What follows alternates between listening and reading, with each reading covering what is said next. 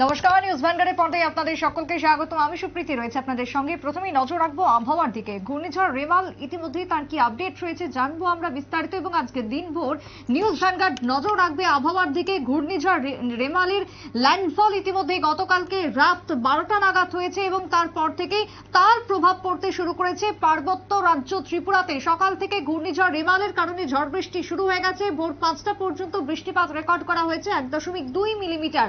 এখনো পর্যন্ত রাজ্য সরকারের পক্ষ থেকে সমস্ত রকমের প্রস্তুতি প্রায় চূড়ান্ত ঘূর্ণিঝড়ের মোকাবিলার জন্য। তবে সেই জায়গাতে দাঁড়িয়ে রাজ্যের ইতিমধ্যে প্রত্যেকটা জেলাতে, তার সঙ্গে উত্তর এবং ঊনকোটিতে লাল সতর্কতা জারি করা হয়েছে আবহাওয়া দপ্তরের পক্ষ থেকে। আজ 27 তারিখ সোমবারের জন্য লাল সতর্ক বার্তা রয়েছে। তার সঙ্গে আগামী বেশ কিছুদিন এই বৃষ্টিপাত এবং তার প্রভাব পরিলক্ষিত হবে বলে খবর এখনো পর্যন্ত উঠে আসছে।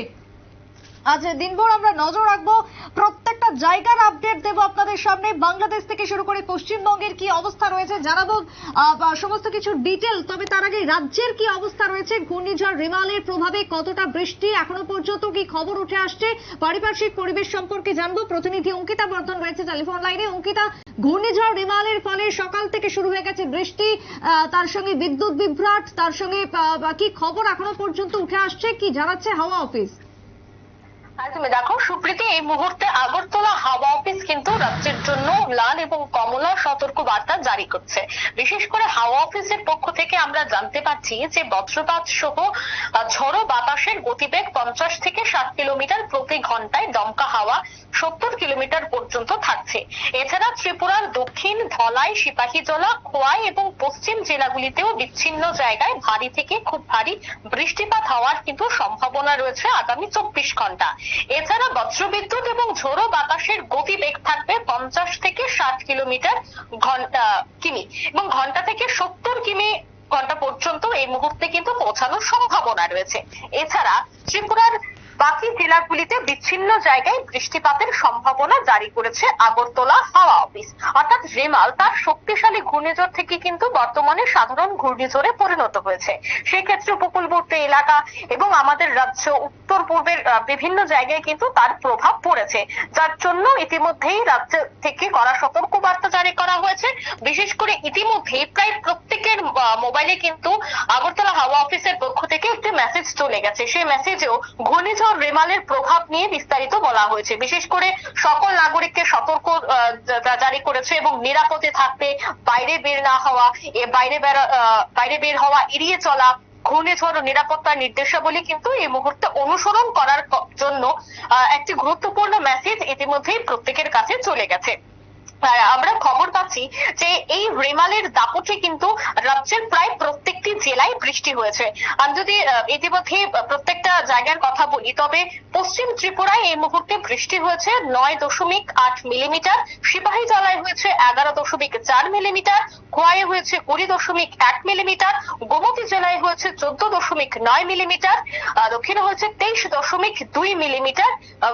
এই মুহূর্তে কিন্তু সেটাই জানাচ্ছে হাওয়া অফিস। অন্যদিকে ধলাইয়ে দেখা যাচ্ছে 19.4 মিলিমিটার, ঊনকোটিতে রয়েছে 15.6 মিলিমিটার। এছাড়া হাওয়া অফিস এও বলছে যে সব জায়গাতেই ভারী থেকে অতি ভারী এবং কিছু কিছু জায়গায় মাঝারি বৃষ্টিপাতের সম্ভাবনা রয়েছে।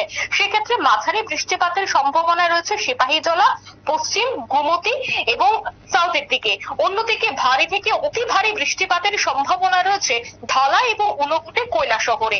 আজ সকালেও আগরতলা হাওয়া অফিসের পোর্টালে দেখা যাচ্ছিল যে সব থেকে বেশি কৈলাসহরে বৃষ্টি হয়েছে এবং তা আরো কয়েকদিন অর্থাৎ আগামী 24 ঘন্টাতেও কৈলাসহরে বৃষ্টির জোরালো সম্ভাবনা রয়েছে। তাই ইতিমধ্যেই হাওয়া অফিস বলছে যে সমস্ত বিষয় যেন মানুষ নজর রাখে, বিশেষ করে নিরাপত্তার যে নির্দেশাবলী তা যেন প্রত্যেকেই অনুসরণ করে। এছাড়া এই বৃষ্টিপাতের জন্য দেখা গেছে যে রাজ্যের বিভিন্ন জায়গায় বিদ্যুৎ বিভ্রাট, এছাড়া যে কাঁচা ঘর তা ভেঙে পড়া, এই সমস্ত খবরও কিন্তু বিভিন্ন জায়গা থেকে উঠে আসছে। যাই হোক, যেহেতু রেমাল তার শক্তিটা ধীরে ধীরে কমাতে শুরু করেছে, সেক্ষেত্রে কিন্তু এখন থেকে কলকাতার কথা যদি আমি বলি, যেহেতু বাংলায় সব থেকে বেশি তার প্রভাব পড়ার কথা ছিল, সেক্ষেত্রে এখন বা ইতিমধ্যে আমরা খবর পাচ্ছি যে কলকাতায় কিন্তু মেট্রো চলাচল শুরু হয়ে গেছে। অর্থাৎ রেমালের যে গতি বা তা কতটা শক্তিশালী হবে সেই আন্দাজ করে কিন্তু কলকাতায় সমস্ত ট্রেন বাতিল করা হয়েছিল, মেট্রো বাতিল করা হয়েছিল। কিন্তু এই মুহূর্তে যেহেতু ধীরে ধীরে স্বাভাবিক হওয়ার পরিস্থিতি রয়েছে এবং নিম্নচাপে শুধুমাত্র বৃষ্টির সম্ভাবনা রয়েছে। তাই সেক্ষেত্রে এখন কিন্তু মেট্রো চলাচলও স্বাভাবিক হয়ে যাবে বা হয়ে গেছে, এমনটাই কিন্তু আমরা খবর পাচ্ছি।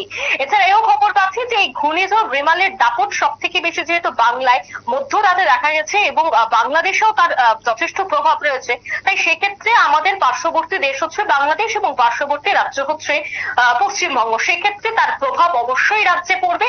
আগামী আরো দুদিন রাজ্যে বৃষ্টির সম্ভাবনা কিন্তু এই মুহূর্তে জারি করেছে। সুপ্রীতি, ধন্যবাদ অঙ্কিতা তোমায়। অর্থাৎ শুধুমাত্র মেট্রো নয়, আজ সকাল থেকে বিমান পরিষেবার ক্ষেত্রেও যে খবর উঠে আসছে, স্বাভাবিক হয়ে গেছে রাজ্যের বিমান চলাচল, যে খবর ইতিমধ্যেই উঠে আসছে। তবে তারই সঙ্গে রাজ্যের যে হাওয়ার গতিবেগ রেমালের কারণে তা ঘন্টায় 40 কিলোমিটার বেগ পর্যন্ত রয়েছে এবং সর্বোচ্চ তা 70 কিলোমিটার পর্যন্ত হতে পারে, যে খবর জানানো হচ্ছে হাওয়া অফিস থেকে। অন্যদিকে উত্তর পূর্বাঞ্চলে শুধু ত্রিপুরা নয়, বাদবাকি রাজ্যগুলিতেও ঝোড়ো হাওয়া এবং তার সঙ্গে অতি ভারী বৃষ্টিপাতের সতর্ক বার্তা জারি করা হয়েছে। রাজ্যের বুকেও চলছে সকাল থেকে বৃষ্টি এবং ইতিমধ্যেই রাজ্যের ক্ষেত্রে সমস্ত রকমের লাল সতর্কতার পাশাপাশি প্রশাসনিক ব্যবস্থাপনা চূড়ান্ত রয়েছে, যেমনটা খবর ইতিমধ্যে সরকার বা দপ্তরের পক্ষ থেকে উঠে আসছে। ছোট্ট একটা বিরতির পর ফিরে আসবো, সঙ্গে থাকুন।